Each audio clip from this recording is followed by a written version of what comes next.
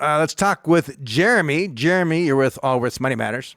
Well, hello, gentlemen. Hi, Jeremy. First, I want to say thank you for taking my call. But more than that, I just want to say that I stumbled on your guys' show back in late 1995, I believe. I must have found you very near the beginning. Because we started in middle of 95. Okay, and that's when I started my first what I would call actual job. And I started listening to you guys, and I'd made it a priority that I would go home on Saturday afternoons at noon, I believe it was, and I would wait for you guys' show to come on and listen to it. I think it was 2 hours back then. Yep. And I learned a lot with you guys over the years, and I really got fascinated with the idea of compound growth. And that's how much I made at the time. It was $5.35 an hour.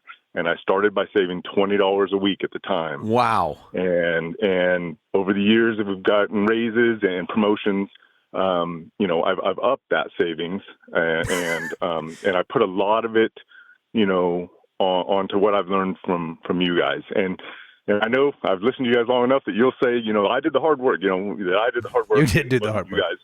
But it was a lot of the things you said that kept me grounded. Things about the markets going up and down and staying invested.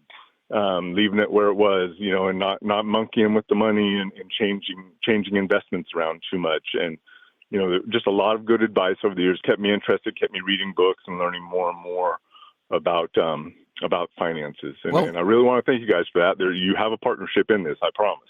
Well, thank you. That made my day. But you were the disciplined one. More than made my day.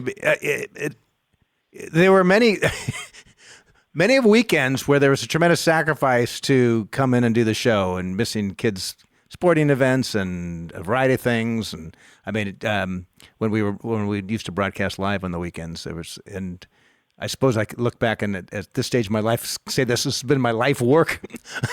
But and money is just a piece of life, but it's really hard to have a lot of peace in your life when you don't have financial peace at home. And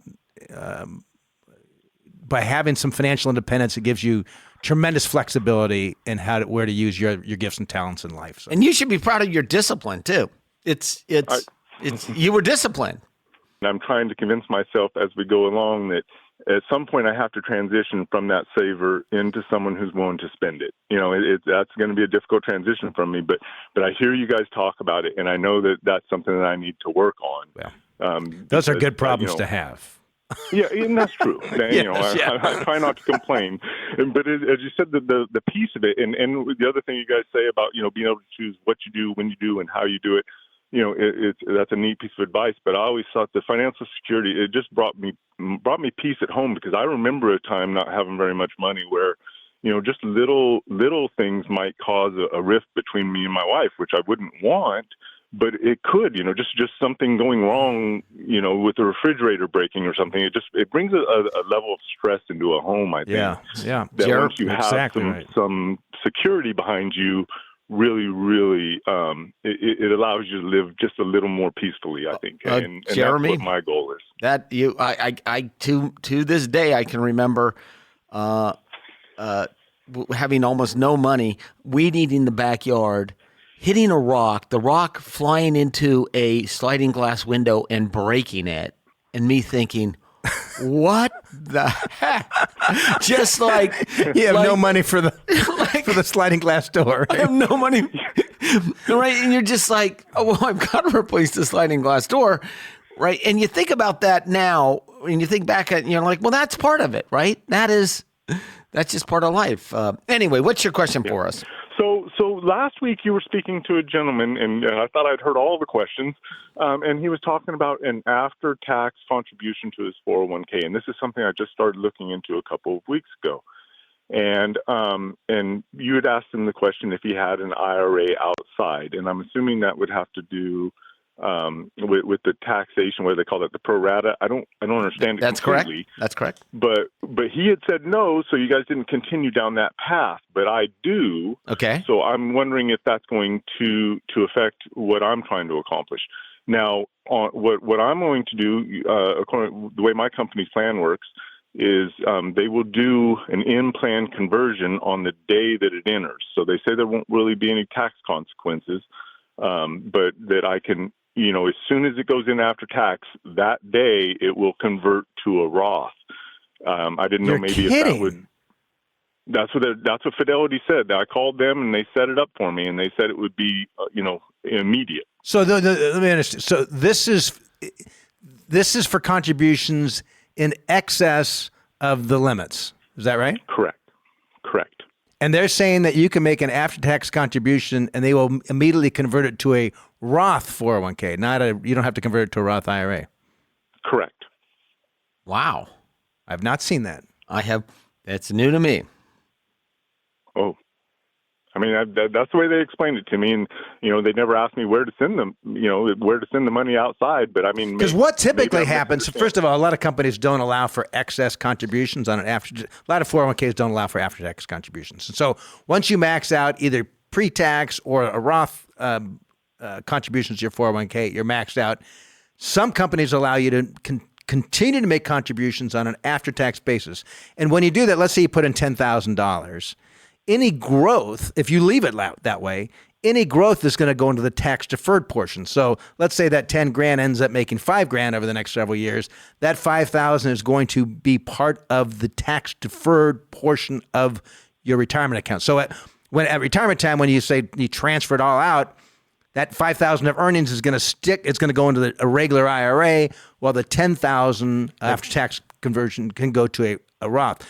If you can immediately convert it to a Roth, and there's nothing, then that $5,000 growth is going to be in the Roth portion. Well, and it makes, or that's why oftentimes it's encouraged to people to, on an annual basis, to do an in-service. This is how it's been historically, and it hasn't been happening that many years where you can do these things. Historically, it's been you put the money in after taxes. At the end of the year, you do an in-service distribution, and you convert it to a Roth IRA. So that way that future growth stays in the Roth as opposed to and that's when the pro rata comes into place. With other IRAs, with but it's other not the IRAs, case with the but it doesn't.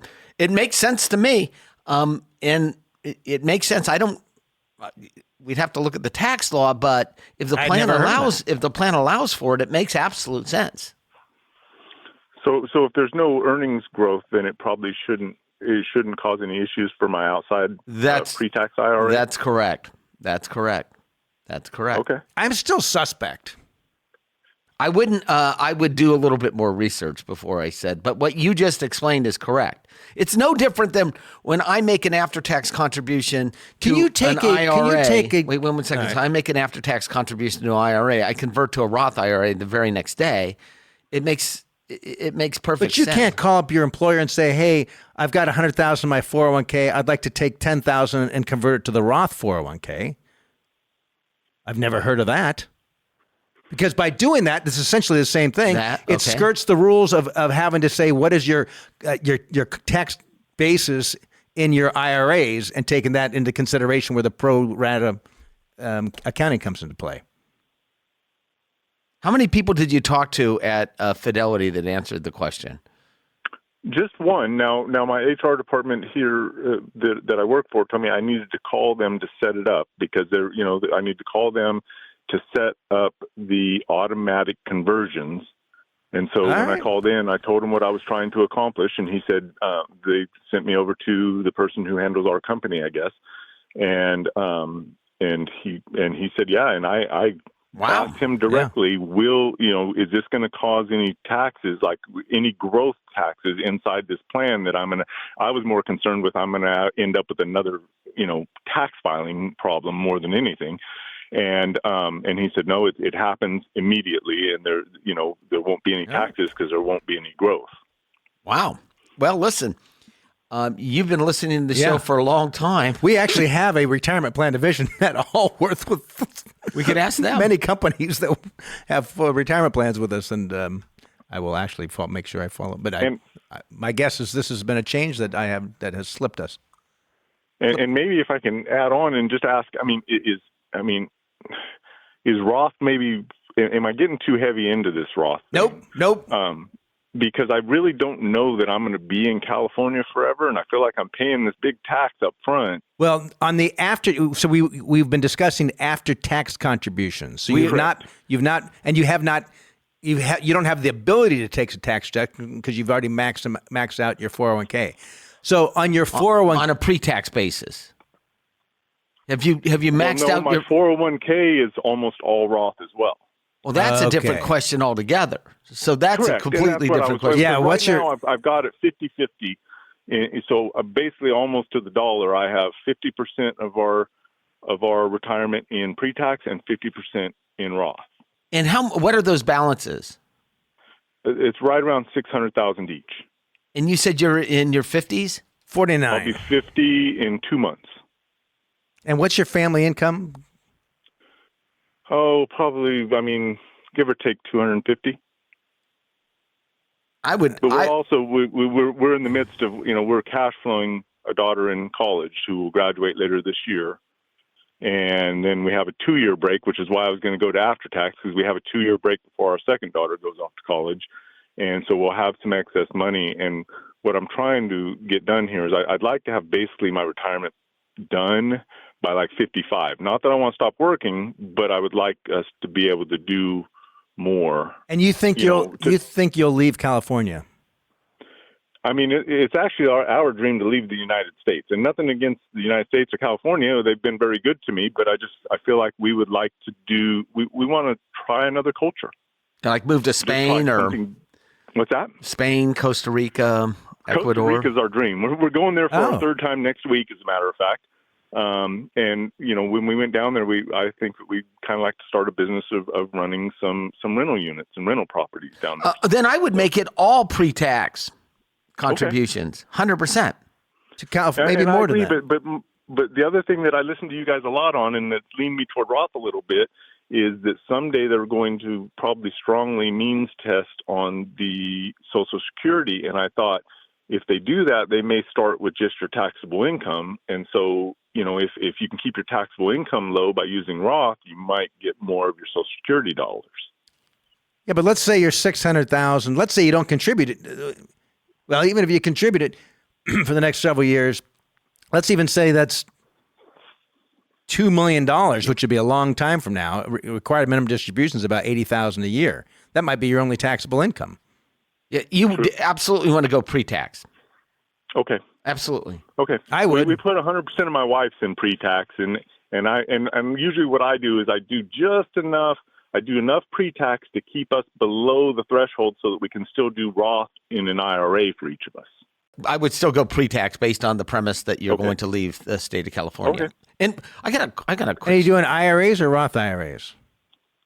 I'm sorry? You said Roth IRAs. Okay, yeah. Yes. Yeah. Yeah. So still pre-tax. And you have Okay. you have a question. Oh, I had a comment about Costa Rica. So Yes, sir. my family and I went to, it's a small world, right? It is a very, very small world. My family and I went to Costa Rica. It's a small world if you have money to buy plane tickets to fly your family to Costa Rica. I don't think you flew to Costa Rica as a kid growing up in the McLean household. We went camping. Okay. With a 2-hour drive. Right? We did. Okay. Same thing with how I grew up. Okay. No Costa Rica for the Hanson family, Hanson kids when I was growing up. Oh, this is really now going to sound like a rich person Yes, it does. story. Yes, but yes. Okay, we were on a private yacht off the coast of Costa Rica. Oh, you were not. We were not.